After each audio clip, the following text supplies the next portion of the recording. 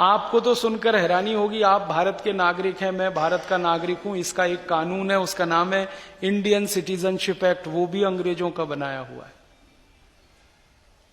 आजादी के बाद हम उसमें संशोधन नहीं कर पाए, और यही कारण है, अंग्रेजों ने वो कानून बनाया था तो इस हिसाब से कि अंग्रेज भी इस देश के नागरिक हो सकें।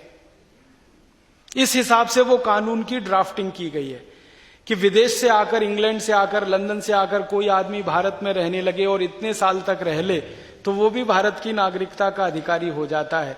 इसलिए उन्होंने ड्राफ्टिंग वैसी की थी। आजादी के बाद हमने उसमें थोड़ा भी संशोधन नहीं किया, तो कोई भी विदेशी भारत में आके नागरिक हो सकता है, और नागरिक हो सकता है तो चुनाव लड़ सकता है, चुनाव लड़ सकता है तो एमपी एमएलए हो सकता है, एमपी एमएलए हो सकता है तो मिनिस्टर हो सकता है, मिनिस्टर जो हो सकता है तो प्राइम मिनिस्टर हो सकता है, जो प्राइम मिनिस्टर हो सकता है वो प्रेसिडेंट भी हो सकता है। तो आजादी का मखौल नहीं तो क्या। दुनिया के किसी देश के संविधान में ये व्यवस्था नहीं है। आप अमेरिका में जाएं, रहना शुरू कर दें, आपको ग्रीन कार्ड मिल जाएगा, लेकिन आप अमेरिका के राष्ट्रपति नहीं हो सकते जब तक आपका जन्म अमेरिका में नहीं हुआ हो। आप कनाडा में जाएं, कनाडा के संविधान का अध्ययन करें, कनाडा के संविधान के अनुसार आप कनाडा की नागरिकता ले सकते हैं, लेकिन कनाडा के प्रधानमंत्री नहीं हो सकते जब तक कि आपका मूल जन्म स्थान कनाडा ना हो। ब्रिटेन में चले जाइए, वहां भी यही है। फ्रांस में चले जाइए, जर्मनी में चले जाइए, दुनिया में 200 देश हैं, लगभग 2-3 देशों को छोड़कर सभी देशों में यह नियम है कि जब तक आप उस देश की धरती पर पैदा नहीं होते, आप उस देश के संवैधानिक पदों पर नहीं बैठ सकते। भारत में ऐसी व्यवस्था नहीं है। विदेश धरती पर पैदा हुआ कोई भी आदमी भारत में आकर नागरिकता ले सकता है और इस देश के सर्वोच्च शीर्ष संवैधानिक पदों पर बैठ सकता है। आप उसे रोक नहीं सकते। कानून है इंडियन सिटीजनशिप एक्ट, उसमें यह व्यवस्था है। अब अंग्रेजों के जमाने की व्यवस्था है, हम उसी को चला रहे हैं, उसी को ढो रहे हैं। 1935 में अंग्रेजों ने एक कानून बनाया था जिसका नाम है government of India act. Bharat को गुलाम रखने के लिए 1000 साल तक उन्होंने एक व्यवस्था की थी, गवर्नमेंट ऑफ इंडिया एक्ट। दुर्भाग्य से गवर्नमेंट ऑफ इंडिया एक्ट के सारे प्रोविजन आजादी के 62 साल के बाद भी इस देश में लगे हुए हैं, चल रहे हैं। मुझे तो कभी कभी ये कहते हुए बहुत अफसोस होता है कि हिंदुस्तान आजाद हो गया। मैं आपको एक हंसी की बात कहना चाहता हूं, है वो बहुत गंभीर। आजाद हो गया तो 50 साल तक इस देश की संसद में बजट शाम को 5 बजे पेश होता था। आपको याद है? 1997 तक बजट शाम को 5 बजे आता था। एक बार मैंने भारत के एक पूर्व प्रधानमंत्री को यह प्रश्न किया कि बजट शाम को 5 बजे क्यों आता है? संसद तो सवेरे 10 बजे चलती है, 11 बजे चलती है, शाम को 5 बजे बजट क्यों आता है? संसद जब खत्म होने वाली होती है तो शाम को 5 बजे बजट क्यों आता है?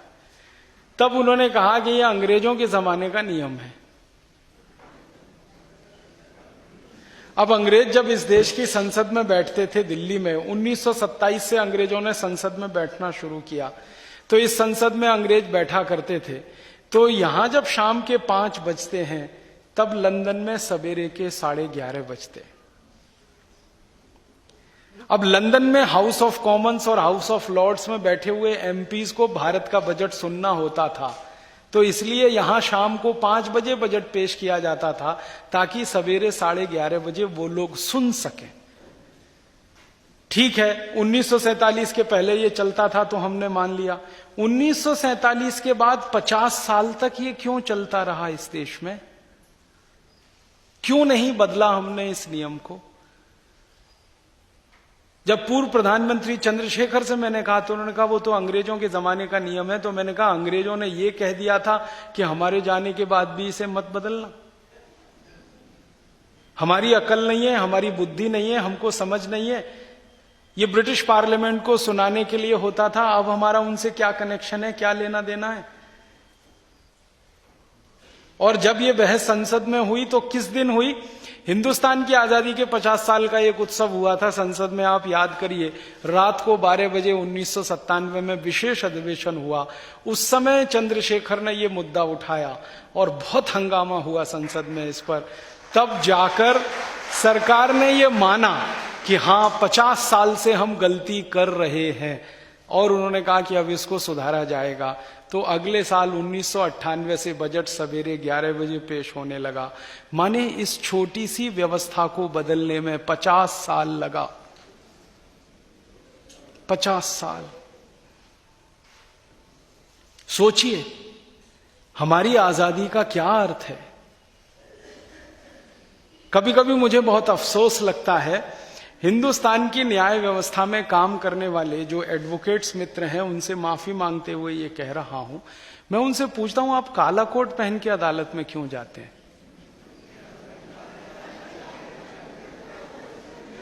क्या काले के अलावा दूसरा रंग नहीं है भारत में? सफेद नहीं है, नीला नहीं है, पीला नहीं है, हरा नहीं है, और कोई रंग ही नहीं है, काला ही कोट पहनना है।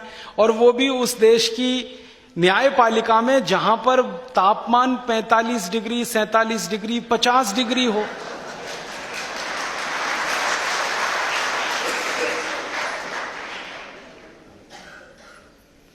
पचास डिग्री तो हो ही जाता होगा बैतूल में गर्मियों में, क्योंकि बैतूल तो विदर्भ के नजदीक है। विदर्भ तो सबसे गर्म इलाका है। नागपुर 50 डिग्री तो आराम से क्रॉस कर जाता है। 50 डिग्री सेंटीग्रेड तापमान जिस देश में रहता हो, वहां के वकील काला कोट पहनकर बहस करें तो बहस के समय जो पसीना आता है वो, और गर्मी के कारण जो पसीना आता है वो तरबतर होते जाएं, और उनके कोट पर पसीने से सफेद सफेद दाग पड़ जाएं पीछे कॉलर पर, और कोट को उतारते ही इतनी बदबू आए कि कोई 3 मीटर दूर खिसक जाए। लेकिन हम हैं कि कोट का रंग नहीं बदलेंगे, क्योंकि ये अंग्रेजों का दिया हुआ है।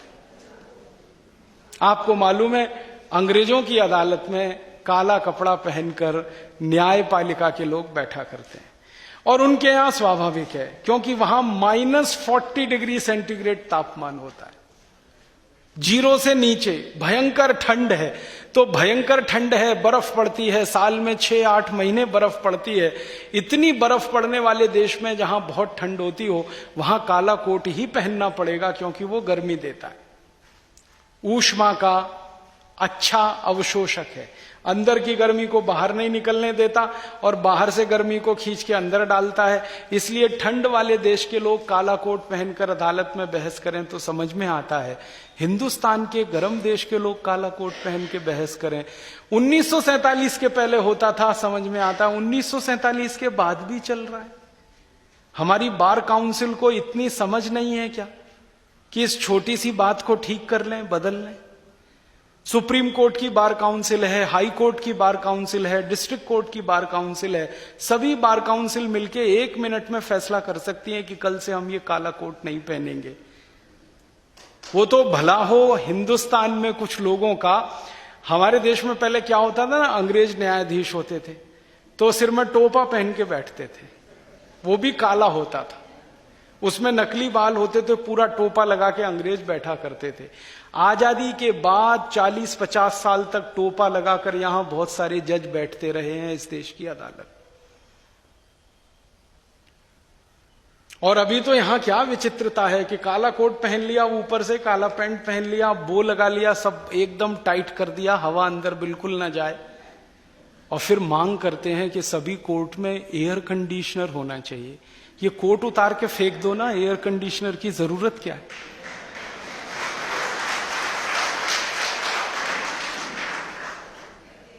और उसके ऊपर एक गाउन और लाद लेते हैं। आपने देखा वो नीचे तक लहंगा फैलता हुआ। ऐसी विचित्रताएं आजादी के 60 साल में इस देश में दिखाई दी। मैं कहना यह चाहता हूं कि अंग्रेजों की गुलामी की एक भी निशानी को आजादी के 62 साल में हमने मिटाया नहीं, सबको संभाल के रखा है, सहेज कर रखा है। और हर साल अपने को मूर्ख बनाने के लिए 15 अगस्त का झंडा फहराते रहते हैं, 26 जनवरी मनाते रहते हैं। स्वतंत्रता दिवस कहते हैं। स्वतंत्रता का माने होता है अपने तंत्र की व्यवस्था में जीना, आपका कौन सा तंत्र आपने बनाया 62 साल में, बताएं ना। सब अंग्रेजों की बनाए गए नियम कानून व्यवस्थाओं में हम जी रहे हैं। तो इसलिए हम लोगों को लगता है कि ये अंग्रेजियत की व्यवस्था जो चली आ रही है 250 साल से 300 साल से, इसको तो बदलना ही पड़ेगा, इसको तो खत्म करना ही पड़ेगा।